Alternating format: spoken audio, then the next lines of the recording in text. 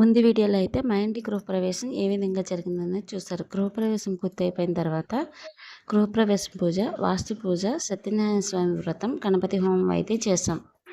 ఈ వీడియోలో అయితే సత్యనారాయణ స్వామి వ్రతం ఎందుకు చేస్తాం, వ్రతంలో ఉపయోగించే పూజా ద్రవ్యాలు అవి ఎందుకు ఉపయోగించాలి, ఈ విధంగానే పూజ ఎందుకు చేయాలి, మనకి 100 ఏళ్ళ ఆయుష్ ఎలా వచ్చింది అన్నది ఫుల్ వీడియోలో అయితే ఉంటుంది. వీడియోని అయితే స్కిప్ చేయకుండా చూడండి. ఇది చూస్తే మీకు వ్రతం అయితే ఎందుకు చేస్తామో కూడా ఫుల్గా అర్థమవుతుంది. ఇందులో మా పేసెస్ అయితే ఇగ్నోర్ చేసేయండి, ఎందుకంటే వీడియో తీసేవారు ఎవరు లేక నేనైతే సెల్ ఒకవైపు పెట్టి అసలు సత్యనారాయణ స్వామి వ్రత కథ మీతో షేర్ చేసుకోవాలని నేను వీడియో అయితే తీశాను. వీడియో కనుక నచ్చితే లైక్ చేసి కామెంట్ అయితే చేయాలి.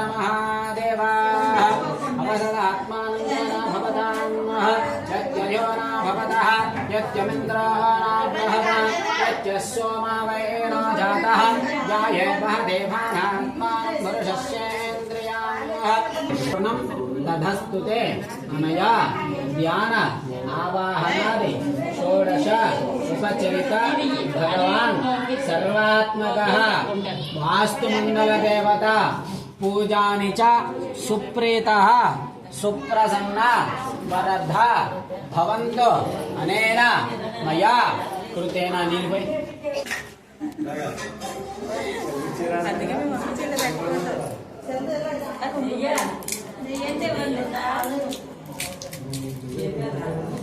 वीडियो కూడా తీసేస్తాను జాయిన్ మరి.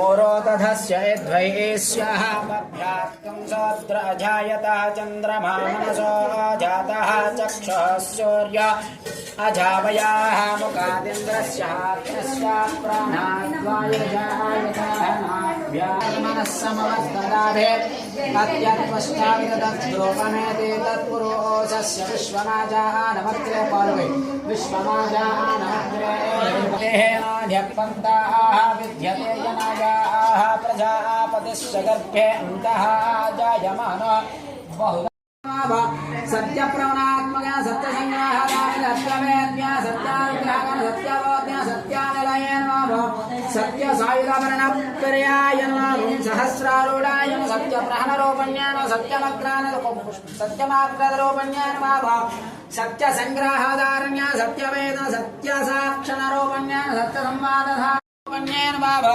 महिमंडलात्मन धरणी संभोधरात्मकज्ञान बहनरोपज्ञान ब्रह्मांड गणनाज्वलयाय नमः निजगेचर्य निधारण निजमंगलात्म निधात्म निज संसेविताय नमः निधा कदा कदा चला का अरे कदा इस्तान शुक्लां भरधरं विष्णुं शशिवर्णं चतुर्भुजं प्रसन्नवदनं ध्यायेत् सर्वविघ्नोपशान्तये अगजाननपद्मार्कं गजाननमहर्निशम् अनेकदन्तं भक्तानाम् एकदन्तमुपास्महे वन्देऽहं मङ्गलात्मानं भास्वन्दं भेदविग्रहं याज्ञवल्क्यं मुनः श्रेष्ठं ज्येष्ठो हरिहरप्रियं आनन्दनिलयं वन्दे योगानन्दमहेश्वरम् एतैवादरञ्जोला भवः विष्णुर्विचक्रमे त्रेधान्यतविष्णार्भावतविष्णार्ममग्नतविष्णार्युताः शिवदानसविष्णार्यज्ञयोलालकतविष्णार्यताम् श्रीरमासेत वीरविधनारायण स्वामिने नमो नमः। अतः प्रार्थनापूर्वकादिनमस्कारां समर्पयामि। अतः श्रीरमासेत वीरविधनारायण स्वामिने वृत्तान्तकालामिति प्रारम्भः। వ్రత భాగంలో ముందుగా స్వామివారికి షోడశోపచార పూజలు అనేటువంటి చేసి, అంటే ముందుగా గణపతి ఆరాధన చేసి మండపాన్ని ఆవాహనం చేసి స్వామివారి ప్రతికి పంచామృత అభిషేకం చేసిన తర్వాత అంతా షోడశ ప్రసాదంలో నివేదన పెడితే స్వామికి తాంబూలాన్ని ఇచ్చాడు. ఈ తాంబూలం ఏమిటయ్యా అంటే, తండ్రి ఇప్పటి వరకు నీకు షోడశోపచారం అంటే 16 రకాల ఉపచారాలతో కూడిన పూజ ఏదైతే ఉన్నదో దానినైతే నేను దిగ్గజంగా పూజ చేశాను. ఏ విధంగా? నా మనస్సు అనేది నా ఆధీనం లేకుండా బంధువులందరూ వచ్చారా లేదా, అక్కడ ఏం జరుగుతుంది, ఎవరేం మాట్లాడండి, ఈ మాటలే ఉంటున్నాను తప్ప నీ అంతా నా మనసు ఇంకా నేను ఏకాగ్రతగా లగ్నం చేయలేకపోయాను తండ్రి. ఇప్పుడు ఈ వ్రత మహత్యంలో భాగంగా అంటే వ్రతంలో భాగంగా బ్రాహ్మణోత్తముల చేత ఈ యొక్క వ్రత వృత్తాంతగా తెలిసిన ప్రయత్నం చేస్తున్నాను. ఈ యొక్క వ్రత వృత్తాంతగా పరిపూర్ణమయ్యే వరకు అంటే సంపూర్ణమై కూడా నా మనస్సు ఎటు పరిగెట్టకుండా ఎవరున్నారు, ఎవరు వచ్చారు, ఏం తిన్నారా లేదా, తాగది ఇలాంటి విషయాలు లేకుండా నీ అందే నా మనస్సు లగ్నం చేయడం కోసం ఇతఫలమే అనేటువంటి తాంబూలాన్ని సమర్పిస్తున్నాను తండ్రి. ఆ తాంబూలాన్ని నువ్వు స్వీకరించి నా యొక్క మనస్సులో నా నియం ఏకాగ్రతగా ఉండేలా ఆశీర్వదించయ్యా అని చెప్పి ముందుగా ఇతఫలాన్ని సమర్పిస్తూ ఉంటా. తర్వాత వ్రతమహత్యంలోకి వెళ్ళిన తర్వాత ఒకనొక పూర్వకాలంలో నైమిసారణ్య ప్రాంతంలో సౌనకాది మహామందరుడా కూర్చుండగా అందులో పెద్దవాడు సూతమహాను గాంచి మిగిలినటువంటి 6 ఋషులు అడుగుతున్నాడు, తండ్రి సమస్త మానవులు పడుతున్నటువంటి దారిద్ర్యంలో కూడా నశించిపోయేటకు ఏదైనా తరుణోపాయం ఉన్నదా? యజ్ఞ యాగాది క్రతువులు వ్రత విధానాలు ఏమైనా ఉంటే తెలియజేయండి తండ్రి, వాళ్ళకు ఉపదేశం ఇద్దాము, వాళ్ళు ఏదైనా బాధలు పడుతున్నాను ఆయన అనగానే అందులో సూతమని చెప్తున్నాడు, ఓయ్ మునీశ్వరులారా మంచి సమయంలో మంచి విషయాన్ని అడిగారయ్యా. అసలు యజ్ఞాగాది క్రతువులు అంటే యజ్ఞ ప్రతిదాని అంటే మనం దీపం పెట్టే దీపాన్ని కూడా యజ్ఞంతో సమానంగా చూడాలట. ఇటువంటి యజ్ఞాగాది క్రతువులు వ్రతాలు పురాణాలు ఎక్కడ ఏ విధంగా ప్రచురణ అంటే ఏ విధంగా మనకు ఆచరణలోకి వచ్చాయి, అది మానవుడు ఎందుకు చేయాలో చెప్పిందాక వ్రతమహత్యాన్ని చెప్తానయ్యా అన్నట్టండి. ఒకనొక పూర్వకాలంలో కలియుగాన్ని అయితే ప్రారంభించారని మహానుభావుడు. ఈ కలియుగాన్ని కలిపురుషుడు అనేటువంటి రాక్షసుడు ఈ కలియుగాంతం వరకు పరిపాలిస్తుంటాట. అంటే ఈ కలిపురుషుడు కలియుగానంతా పరిపాలిస్తుంటాటండి. ఈ యొక్క కలిపురుషుడు మనం అనుభవించేటువంటి బాధలు, అష్టాలు, కష్టాలు ఇవన్నీ కూడా రుగ్మతులు, రోగాలన్నీ కూడా కలిపురుషుడు చేతన మాత్రం అనుభవిస్తూ ఉంటామంటండి. ఈ వీళ్ళని చూసి చదివిపోయి అనేక రకాల బాధలు అనుభవిస్తుండగా మహానుభావులు త్రిమూర్తులు ఏం చేశారట, సప్తఋషులు పిలిచి, ఓయే సప్తఋషులారా మీరు తక్షణమే భూలోకానికి వెళ్ళి దండకారణ్య ప్రాంతానికి వెళ్ళండి అయ్యా, అక్కడ మీరు ఆశ్రమాలు అన్ని కూడా ఏర్పాటు చేసుకోండి, కలియుగాంతం కూడా యజ్ఞాగాది క్రతువులు అంటే హోమాలు చేస్తూ ఆ హోమం ద్వారా వచ్చే హవిస్సు ఏదైతే ఉంటుందో దానిని మీరు స్వీకరించి. హవిస్సు అంటే ఏం కాదమ్మా, మనం దీపం వెలిగించారో పైన వచ్చేటువంటి ఆవిరి ఏదైతే ఉంటుందో దానిని హవిస్సు అంటారు. అంటే మన భగవంతుడికి ఎన్ని పంచభక్ష పరమాన్నాలు పెట్టినా నేత్రాలతో మాత్రమే చూస్తాట. భగవంతుడు స్వయంగా స్వీకరించే ఆహారం ఏదైనా ఉన్నదయ్యా అంటే హవిస్సు మాత్రమే. అందుచేతనే సంవత్సరానికి ఒకసారి మన ఇంట్లో హోమం చేసుకోవాలని చెప్తారు. ఎందుకు చేస్తున్నాయి అంటే మనం భగవంతుడు స్వయంగా ఇచ్చే ఆహారం ఏదైనా ఉన్నదంటే హవిస్సుడు అంటే అగ్ని ద్వారా పైన వచ్చిన జ్వాల ఆవిరి ఏదైతే దాన్ని మాత్రం భగవంతుడు స్వీకరిస్తాట. అలాంటి హవిస్సును మీరు దేవతాసుడు ఆ హవిస్సును మీరు స్వీకరించి నేను పూజ చేస్తే కొంత పుణ్యం వస్తుంది కదండి, ఆ పుణ్యాన్ని మానవులకు దారిపోయింది అయ్యా. ఆ పుణ్య ఫలితం చేత మానవులు పడుతున్న కష్టాన్ని కూడా తొలగిపోతాయి వాళ్ళకి అనగానే ఆజ్ఞమారి దండకారణ్య ప్రాంతానికి వచ్చాడ. ఆశ్రమంలో కావాల్సినటువంటి వసతి గృహాలు ఏర్పాటు చేసుకున్నారు. హోమగుండా జరిగిన వనమూలికలు అరణ్య ప్రాంతానికి వనమూలికలు తెచ్చుకున్నారు. ఆ వనమూలికలతో హోమం మొదలు పెట్టారండి. సాయంకాల సమయంలో ఏ విధంగా అయితే కలిపురుషుడు అనే రాక్షసుడికి సప్తఋషులు భూలోకానికి వచ్చారు, యజ్ఞాగాది క్రతువులు చేస్తున్నారు. ఆ యజ్ఞ ఫలితం పూర్తయితే యజ్ఞ ఫలితాన్ని మానవులు దారిపోస్తారయ్యా. ఆ పుణ్య ఫలితం మానవుడికి వచ్చిందయ్యా, నీ మరణం సంభవిస్తుందన్నట. ఎలాగైతే యజ్ఞాన్ని సంపూర్ణంగా నిర్వీర్యం చేశాను ఏం చేశాట, కొంతమంది మానవుల్ని సంహరించి ఆ రక్తమాంస ముద్దలు ఏవైతే ఉన్నాయో ఎగురొచ్చి గాల్లో హోమకొండలో వేశాటండి. హోమ మధ్యలో ఆగిపోయింది, నిర్వీర్యం అయిపోయింది. అక్కడ మాంసం ముద్దలు పడ్డాయి కదా, మళ్ళీ మరుసటి వేరే ప్రదేశానికి వెళ్ళారు. వేరే చోట మళ్ళీ యజ్ఞాగాది క్రతువులు మొదలు పెట్టాట. అలా ఎన్ని రోజులు అవుతున్న హోమం పూర్తయ్యే సమయానికి రావడం, ఆ యజ్ఞం పూర్తయ్యే సమయానికి మానవునికి సంబంధించి రక్తం అందర్పణాలు ఏనట. అలా గత 15-16 రోజులు అయిపోతుంటండి. హోమం వెలగట్లేదు, వీళ్ళకి హవిస్సు రావట్లేదు, ఆకలి తీరట్లేదు, నీరసంగా క్షీణించిపోతున్నారు. ఏం చేయాలో పాలుకోక మా ఫ్యాన్ కట్టిన వాళ్ళు అది ఏమైందట, ఏం చేయాలో పాల్గొ కైలాస పర్వతానికి వెళ్ళాట. వినండమ్మా, కైలాస పర్వతానికి వెళ్ళాడు మహానుభావులు. కైలాసానికి వెళ్ళి, ఓయి మహానుభావా, ఓయి కలిపురుషోత్తమ, ఓయి మహానాయన, శ్రీ మహాస్వరూప, మమ్మల్ని భూలోకానికి వెళ్ళి మానవుడు ఉద్ధరించమని మమ్మల్ని భూలోకాన్ని పంపించారు కదా, మేమే కలిపురుషుడి బాధ తట్టుకోలేకపోతున్నాం, మాకేదైనా తరుణోపాయం చూపించండి అన్నాట. అప్పుడు పరమేశ్వరుడు అన్నాడు, నాయనలారా, చమత్కారమైన నాయనలారా, నేను నాలో లయం చేసినవాడిని మాత్రమే, నేను సృష్టిని ప్రారంభించేవాడిని కాదు, నేను సృష్టిని నిలబెట్టేవాడిని కాదు, లయం చేసిన వాడిని మాత్రం నేనేం చేయలేను సమా, మీరు సృష్టికర్తడు ఆయన దగ్గర పొండి అన్నట్టండి. సృష్టికర్త ఎవడయ్యా అంటే బ్రహ్మదేవత. ఎలాగైతే మళ్ళీ బ్రహ్మదేవుడి దగ్గరికి వెళ్ళాడు, బ్రహ్మదేవ మేము అష్ట కష్టాలు పడుతున్నా, కలుపుల బాధ తట్టుకోలేకపోతున్నా, పరమేశ్వరుడి దగ్గరికి పరమేశ్వరుడు ఇలా చెప్పాడు, మీరైనా తరుణోపాయం చెప్పండి ఆయన అన్నాడు. నేను సృష్టిని ప్రారంభించడం వరకు సృష్టిని ప్రారంభించడం వరకు మాత్రమే నా బాధ్యత.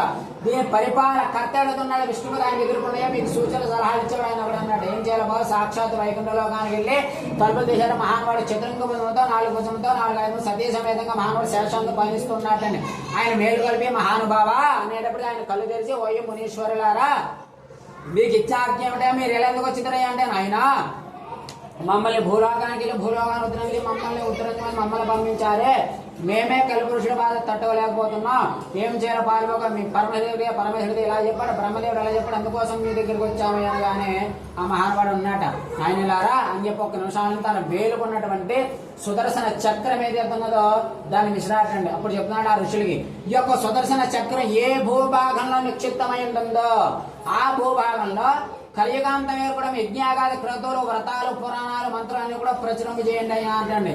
ఆ యొక్క శ్రీ మహావిష్ణు యొక్క వేలుకున్నట్టు సుదర్శన చక్రం మన భూగర్భంలో ఎక్కడ నిక్షిప్తమైంది అమ్మా అంటే సాక్షాత్తు మన భూమన్న ఈశాన్య భాగంలో ఉన్న నైమిసారణ్య ప్రాంతంలో భూగర్భంలో శ్రీ మహావిష్ణు యొక్క సుదర్శన చక్రం ఉందండి.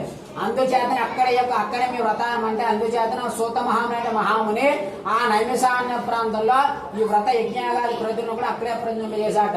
అందుచేత మనకి ఏ కథ ఏ పురాణం ఏ వ్రతం మొదలు పెట్టుకున్నా నైమిసారణ్య ప్రాంతే సూత మహాముని ఎందుకు చెప్తారు అంటే అటువంటి నైమిసారణ్య ప్రాంతంలో సూత మహామునితో ఈ వ్రతం అనేటువంటిది మనకి ఆచరణలోకి వచ్చిందండి. మరి ఈ వ్రతం ఆచరణలోకి వచ్చింది చెప్పారు కదా. ఈ వ్రతాన్ని మానవుడు ఎందుకు చేయాలి, దేవతలు 33 కోట్ల మంది దేవతలు ఉన్నారు కదా, ఈ 33 కోట్ల మంది దేవతలు చేయొచ్చు కదా, మానవుడు మాత్రం ఎందుకు చేయాలి అంటే దాని కూడా ఒక పరమార్థం ఉందనైనా చెప్తామని అన్నట్టండి. బ్రహ్మ విష్ణు మహేశ్వర ముగ్గురు కూడా భూలోకాన్ని అయితే ప్రారంభించారండి. భూలోకంలో మానవుడు సృష్టించాట, వాళ్ళకి కావాల్సిన ఆహార పదార్థాలన్నీ కూడా ఇంకా సమకూర్చలేకపోయారు. నెమ్మదిగా కొద్దిగా సమకూరుతుంటే 2 మానవుల్ని సృష్టించా. మానవుడు చెప్తున్నా ఆయనలారా మీకు 20 ఏళ్ళ ఆయుర్దాయం ఇస్తున్నాను, 20 ఏళ్ళ ఆయుర్దాయం కూడా బాధ్యతలు బంధాలు బరువులాగా హాయిగా నీ జీవితాన్ని సాగి కుటుంబాన్ని సాగించుకుంటూ మోక్ష మార్గాన్ని పొందయ్యా అంటే మనకి ఆశని అత్యాశ ఎక్కువ కదండి. అత్యాశ పని మానన్నట, తండ్రి నాకు 20 ఏళ్ళ ఆయుర్దాయం ఇచ్చేది సంబరపడిపోతున్నావే, 20 ఏళ్ళ ఆయుర్దాయం నేను బాల్య యవన దశలో వెళ్ళిపోతుంది కదా, ఏమి సంపాదిస్తాను, ఏమి కూడబెట్టుకుంటాను, ఏమి తింటాను, ఏమి సరదాలు తీర్చుకుంటాను, అయినా నాకు ఇంకా ఆయుష్ కావాలి అని అన్నట. ఎవరైనా అలా ఉండడానికి తిక్కర దేశాన్ని మహానుభావుడు ఏం చేశాట, ఒక గోవుని సృష్టించాటని. ఆ గోవుని సృష్టించి గోమాత చెప్పాట, అండపిండ బ్రహ్మాండాన్ని కూడా నీ గర్భంలో నిక్షిప్తం చేస్తున్నానమ్మా, యావత్ సృష్టికి కూడా నీవే మూలాధారంగా ఉంటావు, ఈ సృష్టిలో ఎవడు ఏ పూజ చేసినా నీ వరకు వచ్చిన తర్వాత మా వరకు వస్తుంది, అలాంటి గొప్ప వరాన్ని ఇస్తూ నీకు 60 ఏళ్ళ జీవితాన్ని ఇస్తున్నానమ్మా, సహజంగా దొరికే గడ్డి కాదని తింటూ నీ రక్తాన్ని పాలుగా తయారు చేసుకుని మానవుడు బతకడం కోసం మేము బతకడం కోసం మా యొక్క నైవేద్యాలకి హోమాలకి సంబంధించిన నువ్వు ప్రసాదాల కోసం నీ పనులకు కొంచెం నీ వంశాన్ని చేసుకోమ్మా అంటే ఆ గోమాత అంటుందిరా, అమ్మ కొంచెం పొయ్యన పుల్లలు బయట తీసేయండి.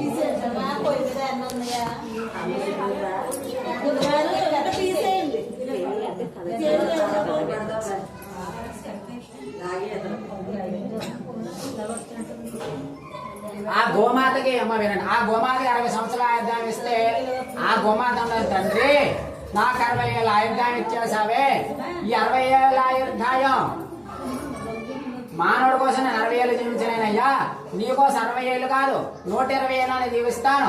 అత్యాశపరుడు నేను మానవుడు ఏమవుతున్న ఆశగా అత్యాశ కదయ్యా మానవుడికి, వాడి ఆశ అంతులేదయ్యా, అలాంటి మానవుడి కోసం నేను 60 ఏళ్ళు జీవించలేను, వాడికి లాగా నాకు 20 ఏళ్ళు చేయాలి తండ్రి అందుకండి.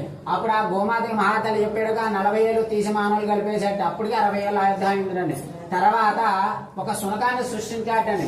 ఆ శునకాన్ని సృష్టించి శునకం అంటోంది, తండ్రి ఆ శునకమరాజు చెప్తున్నట, నీకు 20 ఏళ్ళ ఆయుర్దాయం ఇస్తున్నానమ్మా, నీ యజమాని ఎంతో ఆత్మవిశ్వాస పరురాలుగా ఉంటూ వాడు పెట్టిందని హాయిగా నీ జీవితాన్ని సాగించమ్మా అంటే ఆ శునకం అంటోంది, తండ్రి ఈ రోజుల్లో ఈ కాలమానం ప్రకారం నా భవిష్యత్తు 20 ఏళ్ళ ఆయుర్దాయం ఇచ్చానన్నావు కదా, 20 ఏళ్ళ ఆయుర్దాయం ఏ విధంగా ఉండని చెప్తాను విను. మెడకి బీసుకోలే తాడో కోసి గుమ్మలో కట్టిపడేస్తుంటాడు, ఎండా వాన చిల్లగిన గుమ్మలో పడి ఉండాలి, వాడు శుభ్రం ఈశ్వరంలో పడుకుంటాడు, ఎవడి ఇంటికి వచ్చినా మరుగునా తప్పు మరొక తిడతాడు కొడతాడు, ఎండా వాన చిల్లగిని కర్మ అనుభవిస్తూ 20 ఏళ్ళు ఈ జీవితాన్ని అనుభవించాల్సింది. ఈ కర్మ 20 ఏళ్ళు వద్దునైనా ఆ యొక్క కర్మను 10 సంవత్సరాలు అనిపిస్తాను చాలండి. ఆ 10 ఏళ్ళు తీసేసి మానవ కలిపేటప్పటికీ ఎన్ని ఏళ్ళయ్యమ్మా? 70 సంవత్సరాలు అయిందట. తర్వాత వానరాన్ని సృష్టించి అంటే కోతులు సృష్టించి దానికి కూడా 20 ఏళ్ళ అధ్యాయం ఇచ్చాట. యావత్ సృష్టి కూడా నీ వైపే చూస్తుందమ్మా. నువ్వు సహజంగా దొరికే తత్వాన్ని ఆహారంగా తీసుకుంటూ నీ సంతానం పెంచుకుంటూ మనలో చెల్లించుకుని ఉంటుంది. ఆ గుణాన్ని పోగొట్టే శక్తి వానరానికి ఉంటుందా. అలాంటి తత్వాన్ని నీకు ఇస్తూ 20 ఏళ్ళ ఆయుర్దాయం ఇచ్చానమ్మా అంటే ఆ యొక్క వానరం ఉంటుంది, తండ్రి 20 ఏళ్ళ ఆయుర్దాయంలో నాకు ఏ పూట ఆకలి కింద ఉండదు కదా. మానవుడు అయితే 2 చేతులు 2 కావాలని చేతులు సరిపోతుంది, కావాల్సిన సుమోటం సిగ్గులు ఆటలు కడుగుండా తింటాడే. నేను చూస్తే 4 చేతులు 2 కాళ్ళు 2 చేతులు కూడా ఒకేలా ఉంటాయి. కనీసం సరిగ్గా గడ్డి కూడా పట్టుకోలేను.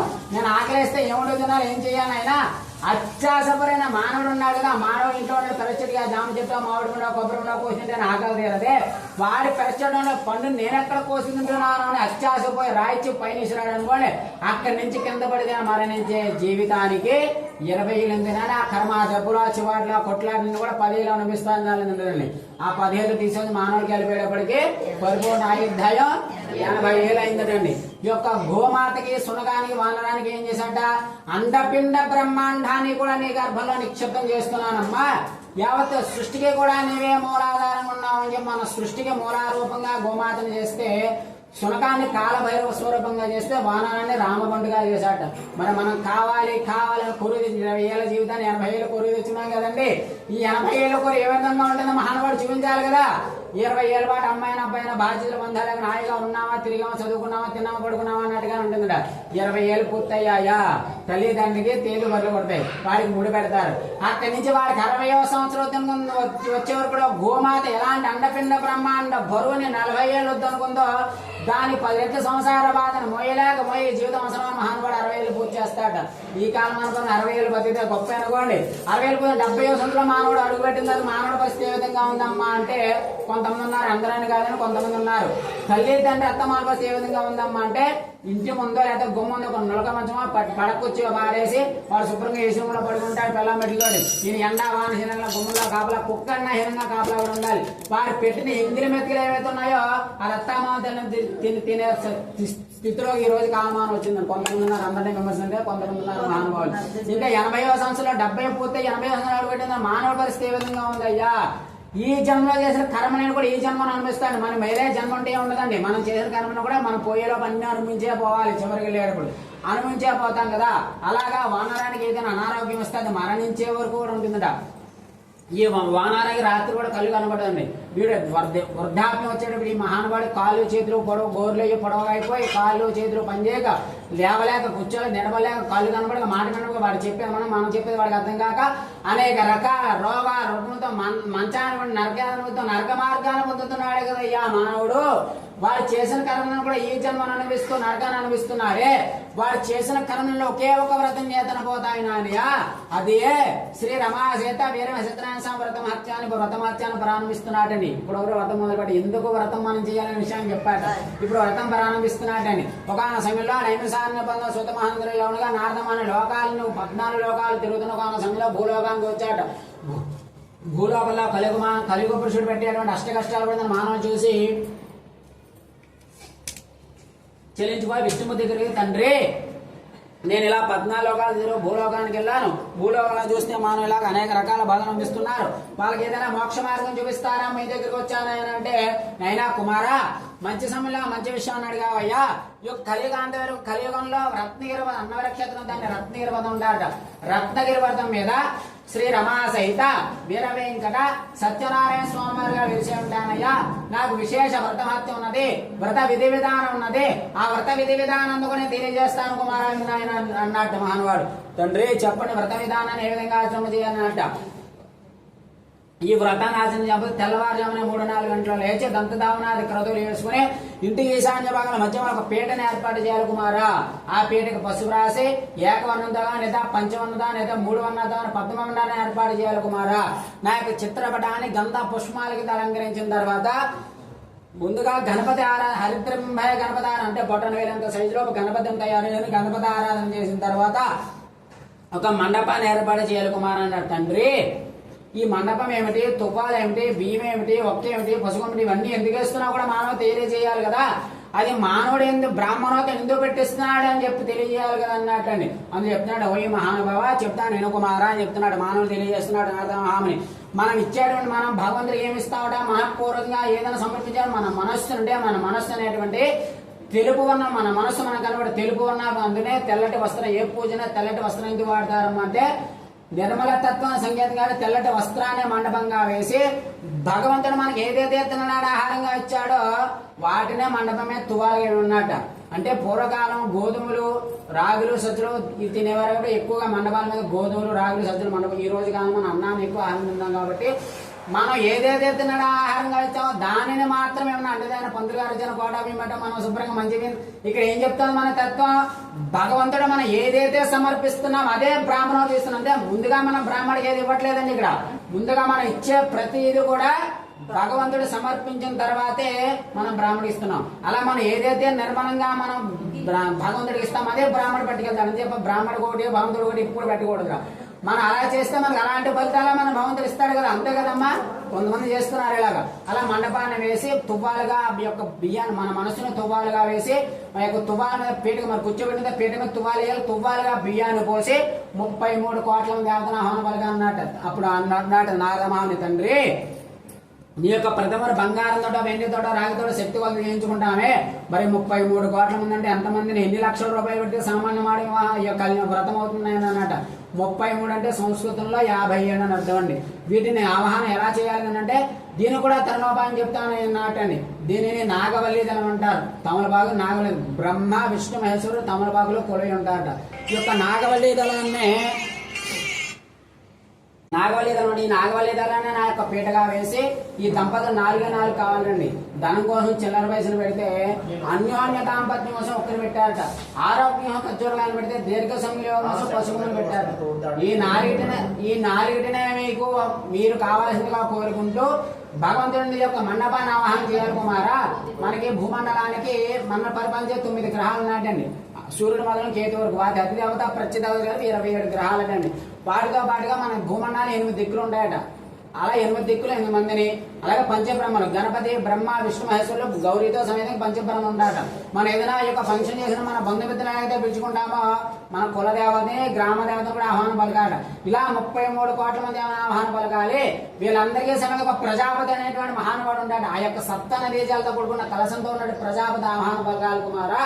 పలికిన తర్వాత షోడశోపచార పూజ చేసి నా ప్రతిమని బంగారంతో, వెండితో, రాగితో ప్రతిమ తయారు చేసుకుని దానికి ఆవు పాలు, ఆవు పెరుగు, తేనె పంచాయతీ అభిషేకం చేసిన తర్వాత షోడశోపచార పూజ చేసిన తర్వాత నా యొక్క ప్రసాదాన్ని తెల్లతో, ఎర్రతో, అరటి పండుతో కలిపి ప్రసాదం విధంగా పెట్టి నాకు విశేషమైన 5 కథలు ఉంటాయని ఆయన. ఈ 5 కథలు కూడా భక్తి శ్రద్ధ అతిశేఖంగా మోక్షం కలిగిన కుమారా అని చెప్పారు. తండ్రి ఈ వ్రతాన్ని ఏ విధంగా ఆచరణ చేయాలి, ఎలా ఏ పదార్థాలకు ధరాచరణ చేయాలి చెప్పారు కదా. ఈ వ్రతాన్ని ఏ సమయంలో ఆచరణ చేయాలో కూడా చెప్పండి. ఈ వ్రతాన్ని ఉదయం, మధ్యాహ్నం, సాయంకాలం సమయ నిర్ణయం లేకుండా ఎప్పుడైనా వ్రతాన్ని చేసుకోవచ్చునండి. పాడ్యములు, అమావాస్యలు, చతుర్ములు, పాల్గొనవలసిన వ్రతం చేసుకోవచ్చునండి. వివాహ, ఉపనయన, గృహప్రవేశ, అనైన అనారోగ్యాలు పడుతున్నా, నష్టద్రవ్యం పాలైనా ఈ వ్రతాన్ని చేయవచ్చు కుమార్ అన్నట్టండి. ఏ వ్రతం చేసినా, ఏ యజ్ఞాగాలు చేసినా మనస్సు లోపం, బుద్ధి లోపం లేకుండా ఎవరైతే వ్రతనాదం చేస్తారో వారికి అతిశేఖర కాలాన్ని మోక్షం కలుగుతుంది కుమారా అని చెప్పాట. ఇదే స్కంద పురాణేన ప్రథమాధ్యాయం సంపూర్ణ. ఇక్కడేండి లక్ష్మీ రమణ గోవింద, రమారమణ గోవింద. ద్వితీయాధ్యాయం ప్రారంభ. రెండోగా చెప్తున్న ఒక పూర్వకాల కాశీపట్నంలో ఒక వేద బ్రాహ్మణుడు అని, చతుర్వేదం 4 వేదాలు వేద బ్రాహ్మణుడు. వేద బ్రాహ్మణ పేరుగా 4 వేదాలు ఏనాడు కూడా 4,000 నోట్ల కంటే స్థితిలో మహానుభావుడు అనేక రకాల ఇబ్బందులు పడుతున్నట్టండి. కుటుంబం పరిస్థితి కూడా భిక్షను ఎత్తుకుంటే కానీ కుటుంబం సాగిన పరిస్థితిలో ఉన్నట్టండి మహానుభావుడు. అలా జరుగుతుండగా సమయంలో అప్పటికే 60 ఏళ్ళు వచ్చింది. ఎవరిని భవతి భిక్షాంది అని కూడా చిన్న కూడా మహానుభావుడు ఏట్లేదు. ఎవరిని భవతి భిక్షాంది అయినా చేయకాలేదు అవతలపోయింది. అలా 15 రోజులు ఆ కుటుంబం అంతా ఆకలి తల్లాడిపోతుంది. ఇంక ఈ జీవితం అవసరం గంగానగర్కి వెళ్ళిపోతున్నాయి. కాశీపట్నంలో శ్రీమన్నారాయణ వృద్ధుడు రూపంలో ప్రత్యక్షమై, ఓయి బ్రాహ్మణోత్తమ, నీవు 4 వేదాలు ఇలా దుస్సాహజంతో చేస్తున్నానంటే నాయన, నేను పేరుగే 4 వేదాలు ఏనాడు కూడా 4,000 నోట్లోకి వెళ్ళలేదు నాయన. నా కుటుంబం ఆకలి తల్లాడిపోతా ఆ బాత్రూంలోకి వెళ్ళిపోతున్నాను ఆయన అంటే ఆ మహానుభావుడు ఏం చేశాట, మొట్టమొదటి వృత్తాంత కాలంతో కూడా తెలియదు అంతర్ధానం అయిపోయాట. కళ్ళు తెరిచి సాక్షాత్తు శ్రీమన్నారాయణ ప్రత్యేకంగా వ్రతం చేయమన్నాడు కానీ తెల్లవారేమన్నా లేచి మహానుభావుడు ఈ యొక్క మా స్వామివారికి సంధ్యావందనం ఆచరణ చేసి భిక్షాటం చేసి భుజం మీద వేసుకుని తండ్రికి దండం పెట్టినాడు. తండ్రి ఈ రోజు భిక్షాటన బయలుదేరుతున్నాను. గత 15-16 రోజులుగా ఎవరింటికి భౌతిక భిక్షాన్ని నచ్చిగా కూడా వేయలేదు నాయన. ఈ రోజు భిక్షాటన చే వచ్చే ధనం ఏదైతే ఉంటుందో దాని చేత నేను వ్రతం చేద్దాం ఉన్నాను ఆయన అన్నట్టండి. ఎప్పుడు ఎవరింటికి భౌతిక భిక్షాంతి అన్న కూడా ఎవరు వేయిన వాళ్ళు కూడా ఈ మహానుభావుడు అనుగ్రహం చేత ఎదురొచ్చి మరి నాయన ఈ రోజు మా ఇంట్లో వివాహం జరిగింది, గృహప్రవేశం జరిగింది, మా అబ్బాయి ఉపనయనం జరిగింది, మా అమ్మాయి పెళ్లి జరిగింది, మీరు స్వయం భాగం తీసుకోండి ద్రవ్యాన్ని ధనాన్ని ఇచ్చారట. ఆయన ఎంతో సంతోషపడి నేను వ్రతం చేస్తాన సంగతి ఎంత ఐశ్వర్యం కలిగిందే, వ్రతం చేస్తే ఇంకెలాంటి ఐశ్వర్యం కలిగిందో ఆ రోజు సాయంకాలమే స్వామి వ్రతం ఆచరణ చేయాలని ఆ వ్రతం అంటే ఇంద్రభవన్ పూర్వీకుడు ఇంద్రభవన్ వైపు భార్య ఇప్పుడు వజ్రవైడుగా తొలదుకున్నారు. ఆయన ప్రతి నెల కూడా సత్యనారాయణ క్రమం తప్పకుండా ప్రతి నెల సత్యనారాయణ వ్రతం చేసుకుంటున్నట్ట. ఒక సమయంలో సాయంకాలంలో కార్తీక పౌర్ణమి వ్రతం చేసుకున్నా అక్కడికి కట్టెలు అమ్ముకునే వ్యాపారంగా వెళ్తూ కట్టెలు అమ్మడం ఆకలి తప్పకుండా అక్కడే ఉంది. ప్రసాద దేశంలో మహానుభావుడు కట్టెలు అమ్ముకున్నాడు. తండ్రి బ్రాహ్మణోత్తమ మీరు చేసిన పూజ ఏమిటయ్యా, పూజలు చేశాను దేనికోసం చేశాను ఆయన, నేను మిక్కిలి దారిద్ర్యం సాక్షాత్తు శ్రీమన్నారాయణ ప్రత్యక్షమై నన్ను వ్రతం చేయమన్నాడు. ఆ వ్రతం మహాత్మ్యం చేత ఇంత విషయం కలిగిన ఆయన నేను మిక్కిలి దారిద్ర్యం ఇస్తున్నాను, నేను వ్రతం చేస్తే బాగుంటుంది ఏమో సంకల్పం చేసిన ఆ యొక్క కట్టెలము తల ఇంటికి వెళ్ళిపోయి మళ్ళీ తెల్లవారుజాము లేచి కట్టెలము తలపై పట్టిన తండ్రి నేను చాలా రోజులుగా కట్టెలు అమ్మే ప్రయత్నం చేసిన ఎవరు కూడా కట్టెలు కొంటే నా యొక్క కుటుంబం ఆకలి తల్లాడిపోతుంది. ఈ రోజు కట్టెలు అమ్మితే వచ్చే ధనం ఏదైతే ఉంటుందో ఆ ధనం చేసి వ్రతం చేద్దాం అనుకున్నాను అంటండి. ఎప్పుడు ఎవరంటే కట్టెలు ఎవరింటికి వెళ్ళి ఎవరు కూడా కట్టెలు కొనుక్కోవాలి కొంచెం ధనం వీధిలోకి వెళ్ళేటప్పుడు ఏదో వచ్చి మరి ఆయన చెప్పిన ధనం కంటే ద్రవ్యం ఇచ్చి ధనాన్ని కట్టెలు కొంటున్నారు. ఆయన ఎంతో సంతోషం. ఆ రోజు సాయంకాలం బంధుత్వ సభ మీద హసనాన్ని వ్రతం చేస్తున్నట్టు వ్రతం మాత్రం దారిద్ర్యం అంతా నశించిపోయి ఉన్నంతకాలం కూడా పిల్లాబాగ రకణేశ్వర చివరికి శ్లోకాన్ని ముందాడితే స్కంద పురాణే రమా సత్యనారాయణ స్వామి దేవత ద్వితీయాధ్యాయ